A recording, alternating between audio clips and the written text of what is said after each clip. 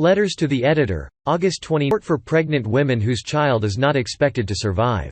I refer to the article, I Was a Walking Grave, August 8, regarding mothers who perceive they need an abortion.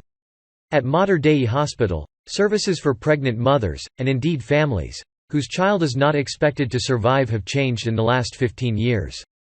Parents are offered a lot of psychological support, even by a psychologist if necessary. Deliveries are planned during regular meetings held by the multidisciplinary team, which includes obstetricians, pediatricians, midwives and nurses. Visiting consultants are also involved if their expertise in intrautero echocardiography is needed so that diagnosis is as accurate as possible.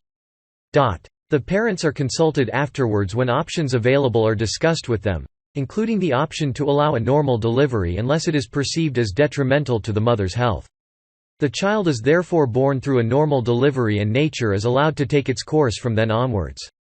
Many babies who have cardiac problems survive a normal delivery as their challenge is mainly surviving independently of their mother's circulation.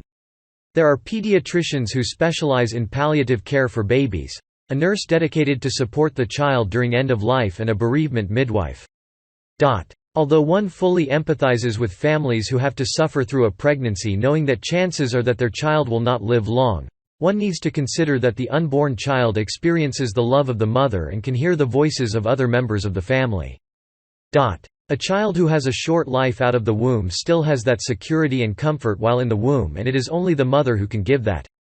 There will surely be sorrow and disappointment, but there may also be the comfort that, throughout their short life in utero and outside, that child only knows love. With regards to a third caesarean section, there are many mothers who have been through a third one safely and successfully, so there is hope for persons who need to have a delivery by caesarean section. Although I am not a midwife by profession, being a nurse for the last 35 years has brought me in contact with many mothers, some of whom experienced miraculous survival of their children, even though the situation seemed bleak during pregnancy. I am sure that many midwives can attest to similar experiences. So, maybe, it is worth giving the child all the chances to live. Catherine Sharples, lecturer, Mater Dei Hospital, MSIDA Maltese icon of lateral thinking.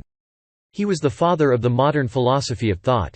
He is now considered a universal icon and the leading authority in the field of creative thinking, innovation and the direct teaching of thinking as a skill.